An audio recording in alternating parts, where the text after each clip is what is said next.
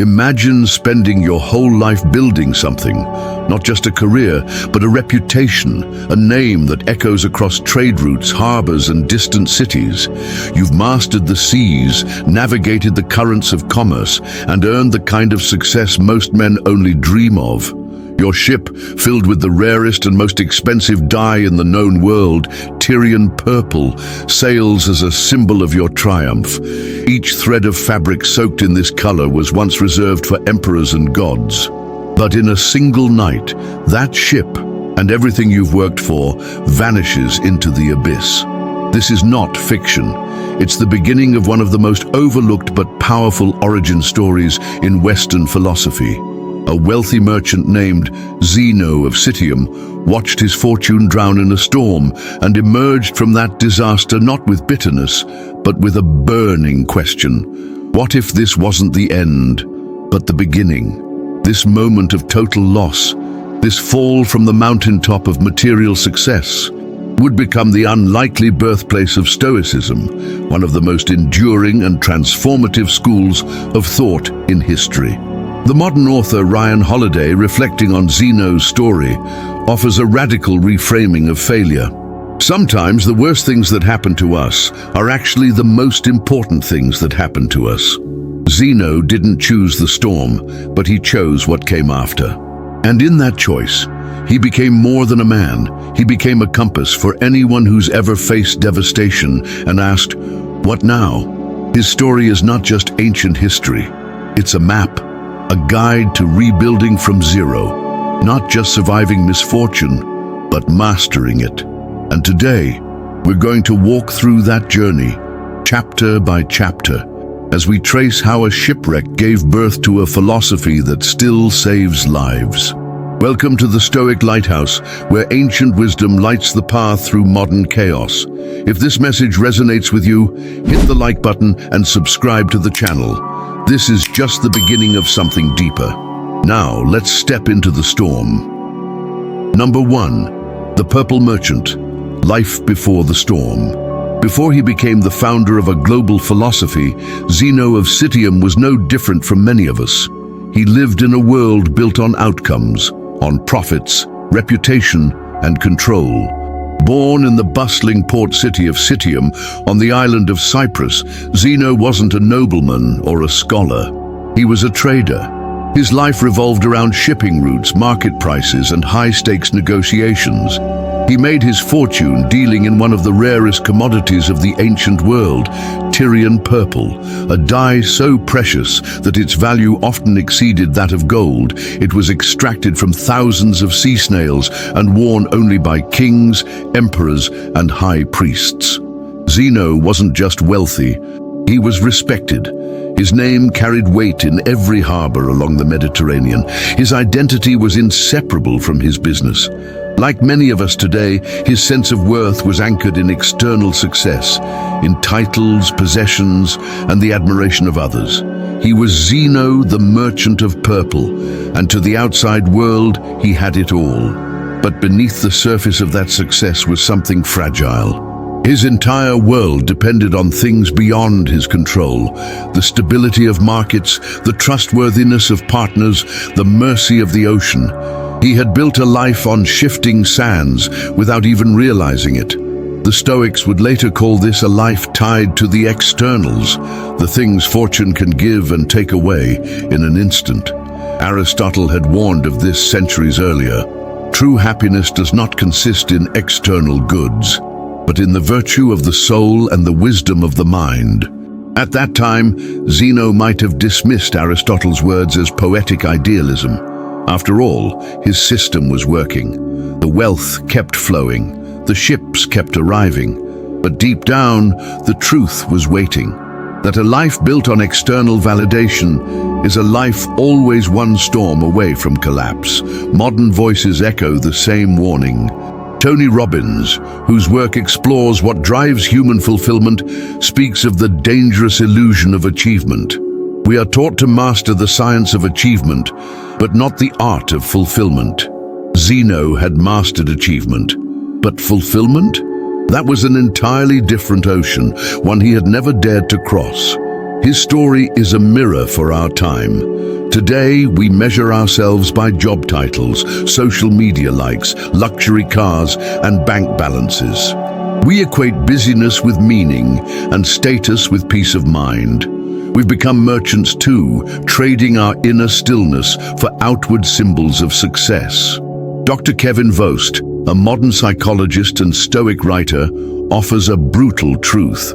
We are constantly bombarded with the message that happiness is something to buy, chase, or acquire, when the ancients knew it was something to cultivate within. Zeno's identity was perfectly suited for success in a world obsessed with image. But it wasn't built for resilience. His peace was as vulnerable as the hull of his ship, and as we'll soon see, that ship was heading straight into the storm. Because the sea doesn't care about our plans, and the wind doesn't bend to our ambitions. Eventually, all of us, whether in commerce or in life, must face the truth. Control is limited, and storms are inevitable. Number 2, the shipwreck. Losing everything, finding destiny. It wasn't just a ship that went down that day. It was an identity, a life, a future. Zeno's vessel, heavy with priceless Tyrian purple, was swallowed by a storm that gave no warning, no mercy, and no explanation. One moment, he was a man of stature, wealth, and certainty. The next, he was drifting in open water, clinging to shattered wood, and praying to see land. He washed ashore near Athens with nothing but the salt on his skin and the ruin in his heart. To most, this would mark the end, the collapse of everything, a Greek tragedy with no redemption arc. But to a Stoic, or someone in the painful process of becoming one, this is not an accident. It's a test, a turning, a summons. The ancient Stoics believed that nothing happens without reason. The universe, governed by the logos, the rational structure behind all things, does not waste pain. There are no random events, only moments of clarity disguised as catastrophe. Heraclitus, the dark philosopher who paved the way for Stoicism, reminds us, a man's character is his fate. And the shipwreck wasn't Zeno's fate. It was his context. What he chose to become afterward, that would define everything. The waves took his wealth, but they also stripped away the illusions he had mistaken for identity. No longer the merchant, no longer the man of purple. He was now a blank slate, a soul with nothing to lose and everything to discover. This violent loss was what the Stoics later called a strike from fortune, a blow that either shatters you or shapes you. And how do you respond when the world you built turns to ash? Mark Manson, the modern philosopher known for confronting pain head-on, offers a lens for this moment. Our most painful crises aren't just setbacks. They're the catalysts we need. They're the brutal truths that force us to ask better questions. Zeno's question wasn't, how do I get my money back? It was, what is worth building again? And from the silence of that storm, the answer began to emerge, not as noise, but as clarity. Because what the sea destroys, it also reveals. Zeno was freed from the exhausting game of gain and loss. No more status to protect, no more approval to chase. The collapse became a kind of cleansing. In losing everything, he gained something no ship could carry: direction. Years later, reflecting on that event, Zeno would say something that would echo through time. I made a prosperous voyage when I suffered shipwreck. That wasn't denial. It was transformation. It was the seed of Stoicism itself, the idea that you can't control what happens, but you can control how you respond. That every loss contains the seed of something deeper. That when everything external falls apart, the only question that remains is, what is truly mine? And from that question, a new path opened, not one of wealth or fame, but of truth. And Zeno, the castaway, would become its first traveler. Number 3, the Bookstore in Athens, a decision that changed the world.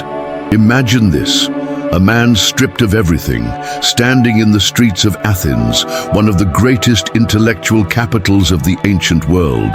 He could have sought another ship, returned to the trade routes, rebuilt his fortune. That's what logic would suggest. That's what most men would have done.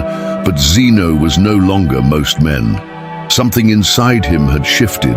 His compass no longer pointed toward profit, but toward purpose. And that compass led him into a quiet bookstore. A moment so unremarkable, it could have gone unnoticed by history, but it didn't. In that small shop, Zeno picked up a scroll, Memorabilia by Xenophon, a book chronicling the teachings of Socrates. He didn't find strategies for commerce or tales of kings. He found a barefoot man who challenged the elite, who chose poverty over corruption, who faced death with serenity because his wealth was not material, it was moral. And Zeno was shaken to his core. He didn't ask the bookseller where to find another merchant. He asked, "Where can I find a man like this?" That question shattered the trajectory of his life and redirected the future of philosophy itself. It wasn't just admiration, it was hunger. Hunger for something lasting, something indestructible. That moment was Zeno's first act of voluntary poverty, not of coin, but of ego. He laid down the armor of success and stepped into the vulnerability of seeking truth. Socrates, whose voice reached across time to Zeno, once declared, "The unexamined life is not worth living." Zeno's storm forced him to examine everything, his wealth, his values, his identity. And in that examination he found that his old life, successful as it looked, was hollow. It lacked the one thing no storm could touch: inner freedom. Modern psychology confirms what Zeno intuited. The Holocaust survivor and psychiatrist Viktor Frankl, in Man's Search for Meaning, wrote of our deepest human drive, not for pleasure or power, but purpose. When we are no longer able to change a situation, we are challenged to change ourselves. Zeno couldn't undo the storm, but he could become someone else. And in that moment, he chose a new kind of wealth, one built not in markets, but in the soul. The bookseller pointed to a man walking by, Crates of Thebes, a philosopher of the Cynic school, a man who owned nothing, needed nothing, and feared nothing. Zeno followed him, not to emulate his poverty, but to discover his power. And this choice is what matters most. Not the scroll, not the bookstore, but the decision to follow. All of us face such moments after loss. The job ends, the relationship breaks, the identity crumbles, and we're left standing, like Zeno, in the ruins. The question is, will we reach for what we've lost or walk towards something we've never known? Zeno walked forward, not to reclaim a life, but to build a new one. That single step would ignite a movement. But first, he had to become a student again, a learner, a humble seeker of the truth that had nearly drowned with him. Number 4, the relentless learner, forging wisdom through diversity. What kind of man, after losing everything, chooses to spend not weeks or months, but 2 full decades as a student? Zeno did, and not in comfort or convenience, but in humility. He wandered through the great schools of Athens, absorbing not one ideology, but many. He didn't pledge blind loyalty to a single master. Instead, he became an intellectual craftsman, gathering the raw materials of truth from wherever they could be found and forging a new system, piece by piece. His journey began with Crates of Thebes, the famous cynic. Crates, a student of Diogenes, believed in radical simplicity. Own nothing, need nothing, fear nothing.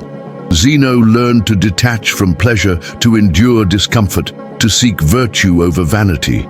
The cynics taught through action, not theory. They slept in the streets, challenged customs, and shattered illusions. From Crates, Zeno learned resilience and brutal honesty, but he didn't stop there. The cynics had fire, but they lacked structure. Zeno sought more. He went to Stilpo of Megara, a master of dialectic and logic. There, he learned precision of thought, the ability to challenge assumptions and dissect beliefs.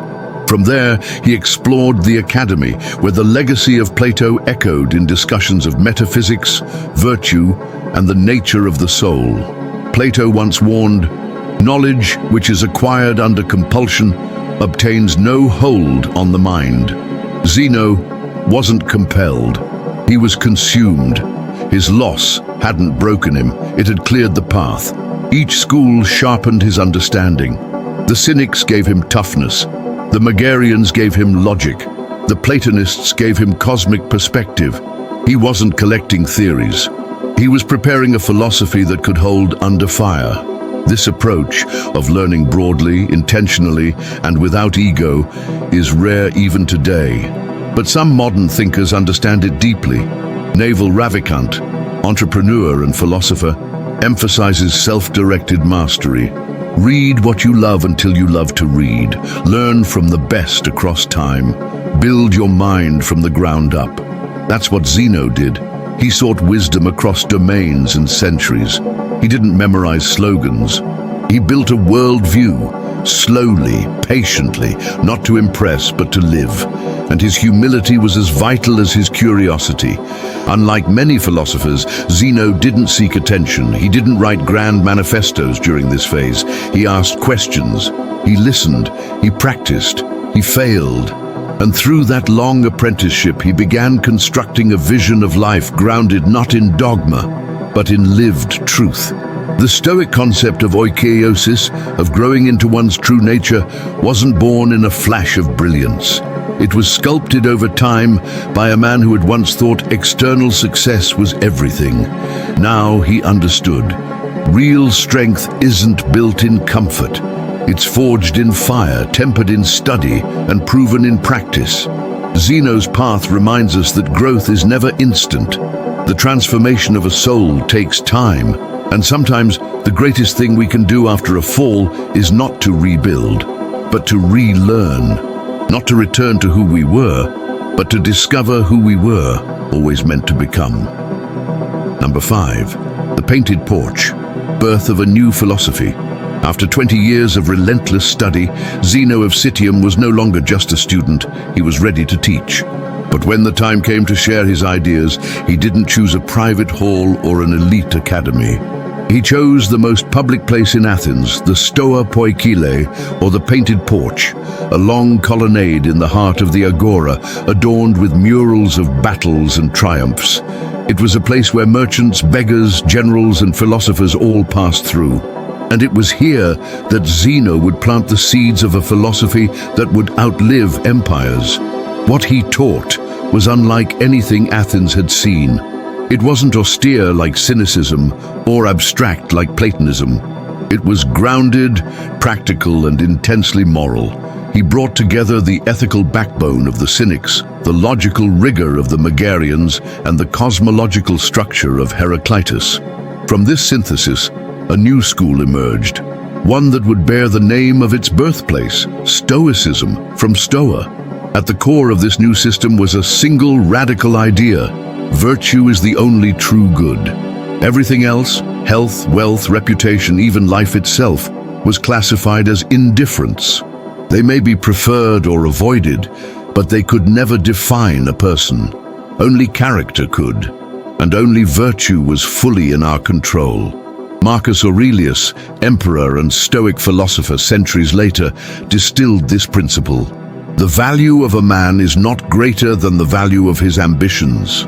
Zeno had learned this truth the hard way. The storm had shown him that wealth can vanish, titles can dissolve, and even identity can be torn away. What survived that storm was not his ship, but his choice, his values, his integrity. But Zeno didn't preach withdrawal from the world. Unlike the Cynics, he believed in participating in society, building relationships, fulfilling duties. The Stoic was not a hermit, but a citizen of the cosmos, guided by reason and committed to justice. This nuance is what makes Stoicism timeless. It doesn't ask us to abandon life, but to engage with it wisely. William B.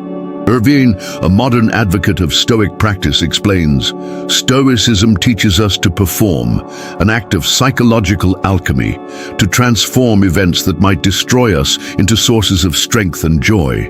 Zeno was the first alchemist. He transformed shipwreck into philosophy, loss into wisdom, public humiliation into inner clarity. At the painted porch, he didn't just teach ideas, he gave people a new way to live, a way to be free in a world of chaos, to remain grounded when everything around them shakes, to seek not control over the world, but mastery of the self. This was Stoicism's true birth, not as a theory, but as a practice, not in a scroll, but in the rhythm of daily life. And from this porch, the message spread, not just to philosophers and kings, but to anyone ready to live by principle, not preference. Number 6, living the Stoic way, the character and example of a sage. Ideas are powerful, but a lived example is unstoppable. Zeno of Citium didn't just teach Stoicism, he embodied it. In a city known for dazzling rhetoric and dramatic performance, Zeno stood apart. He wasn't flamboyant or theatrical. He didn't win hearts through charm. He won respect through consistency, through discipline, through alignment between what he taught and how he lived. In the ancient world, a philosopher wasn't measured by their words, but by their habits. And Zeno's habits told a story of integrity that left a mark on Athens. Ancient accounts describe him as quiet, serious, and deeply committed to simplicity. He ate sparingly, drank only water, and dressed plainly. This wasn't performative poverty, it was a daily choice to master desire rather than be mastered by it. Zeno had tasted opulence, now he chose freedom. Freedom from need, freedom from approval, freedom from fear. One day, as he walked with his students, they passed a slave being whipped for stealing a fig. The slave cried out, "It was destined that I steal it." Zeno stopped and replied, "Yes, and it was destined that you be punished for it." He wasn't mocking, he was illustrating a point. Actions have consequences. Fate might shape the setting, but character determines the script.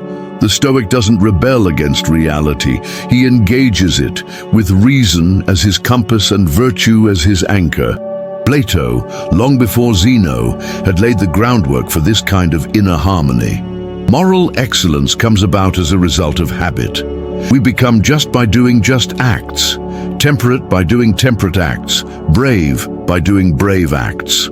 Zeno didn't preach perfection, he practiced perseverance. Day after day, he walked the talk, not in dramatic moments, but in the ordinary grind of life. And that, according to the Stoics, is the true stage of character. Modern voices reinforce this truth. Naval Ravikant, in reflecting on integrity and fulfillment, reminds us, true self-knowledge is knowing your values, and then aligning your actions with them. Zeno aligned, and because of that, people listened. Not because he demanded authority, but because he lived it. He didn't chase influence, he became it. In a world obsessed with appearances, Zeno focused on essence, and that's why his legacy endured. He taught his students, through example, that the Stoic life is not about withdrawal, but about right action. Not about emotionless detachment, but about disciplined engagement. Not about avoiding pain, but transforming it. He didn't call himself a sage, but he became the model of one. A man unshaken by praise or blame, a teacher whose daily choices spoke louder than his lectures. And in doing so, he gave the world something rarer than wisdom, proof that it could be lived. Number 7. The Castaway's legacy, how one man's loss enlightened the world. Zeno of Citium never planned to change the world. He didn't set out to become a founder of a philosophy or to influence emperors and generals. He was a merchant, a man of ships and silver, until fate intervened. And yet from the wreckage of his personal fortune, he gave birth to an inner wealth that would ripple through history for more than 2,000 years. The legacy he left behind wasn't measured in gold or monuments.